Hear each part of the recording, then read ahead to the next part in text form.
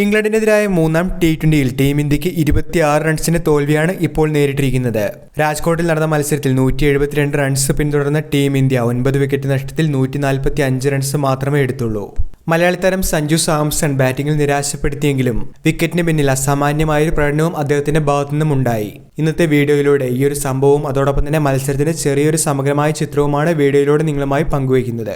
വീഡിയോയിലേക്ക് കടക്കും മുൻപ് ആദ്യമായാണ് നിങ്ങൾ ഈ ചാനൽ കാണുന്നതെങ്കിൽ ഏറ്റവും പുതിയ ക്രിക്കറ്റ് അപ്ഡേറ്റുകൾക്കായി ചാനൽ ഇപ്പോൾ തന്നെ മറക്കാതെ സബ്സ്ക്രൈബ് ചെയ്തു വെച്ചേക്കുക.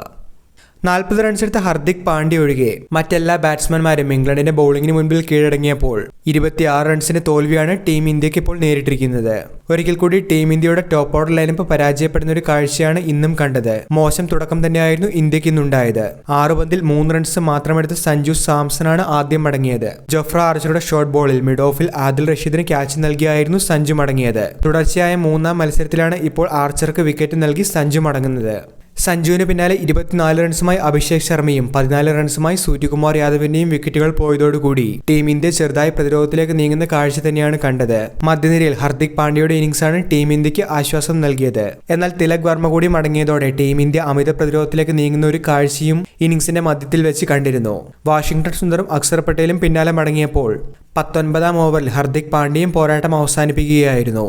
ജയത്തോടുകൂടി 5 മത്സര T20 പരമ്പരയിൽ 2-1 തങ്ങളുടെ സാന്നിധ്യം അറിയിച്ചിരിക്കുകയാണ് ഇംഗ്ലണ്ട്.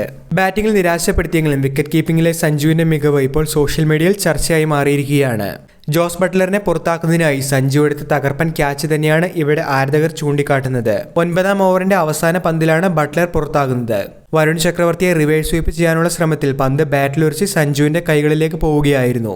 എന്നാൽ സഞ്ജു മാത്രമായിരുന്നു വിക്കറ്റിന് വേണ്ടി അപ്പീൽ ചെയ്തത്. പന്ത് ബാറ്റിൽ കൊണ്ടുവന്നുള്ള ഒരു സംശയം ബോളർ വരുൺ ചക്രവർത്തിയോ മറ്റ് അടുത്തു നിന്ന ഫീൽഡർമാരോ ഒന്നും പ്രകടിപ്പിച്ചിരുന്നില്ല. അമ്പയർ നോട്ടൌട്ടാണ് വിധിച്ചതെങ്കിലും റിവ്യൂ കൊടുക്കാൻ സഞ്ജു നിർബന്ധിക്കുകയായിരുന്നു. സഞ്ജുവിന്റെ നിഗമനം ശരിയാവുകയും 24 റൺസുമായി ബട്ട്ലർ മടങ്ങുകയുമായിരുന്നു. ശരിക്കും ഏറ്റവും മികച്ച വിക്കറ്റ് കീപ്പർ ക്യാച്ചുകളിൽ ഒന്ന് തന്നെയാണ് സഞ്ജു ഇന്നെടുത്തതെന്നാണ് മത്സരത്തിന്റെ ലൈവ് സ്ട്രീമിംഗിൽ കമന്റേറ്റർമാർ പറഞ്ഞത്. ടീം ഇന്ത്യ തങ്ങളുടെ സോഷ്യൽ മീഡിയ പ്ലാറ്റ്ഫോമുകളിലൂടെ സഞ്ജുവിന്റെ ഈ ഒരു പ്രകടനത്തെ പ്രശംസിക്കുകയും ചെയ്തിട്ടുണ്ട്. ബുദ്ധിമുട്ടേറിയ ക്യാച്ച് സഞ്ജു കൈപ്പിടിയിൽ ഒതുക്കുകയും ശേഷം സംശയമൊന്നുമില്ലാതെ തന്നെ റിവ്യൂ എടുത്ത് നിർണായക വിക്കറ്റ് ടീം ഇന്ത്യക്ക് നൽകുകയായിരുന്നു. തീർച്ചയായിട്ടും MS ധോണിയുടെ വിക്കറ്റ് കീപ്പിംഗ് മികവ് സഞ്ജുവിൽ കൂടി ഇപ്പോൾ കാണാനായി സാധിക്കുന്നുണ്ടെന്നാണ് ഈ വീഡിയോയുടെ കമന്റായി ആരാധകർ ഇപ്പോൾ അഭിപ്രായമായി പറയുന്നത്. വീഡിയോ അവസാനിക്കുന്നു. പുതിയ ക്രിക്കറ്റ് അപ്ഡേറ്റുകൾക്കായി ചാനൽ ഇപ്പോൾ തന്നെ മറക്കാതെ സബ്സ്ക്രൈബ് ചെയ്തു വെച്ചേക്കുക.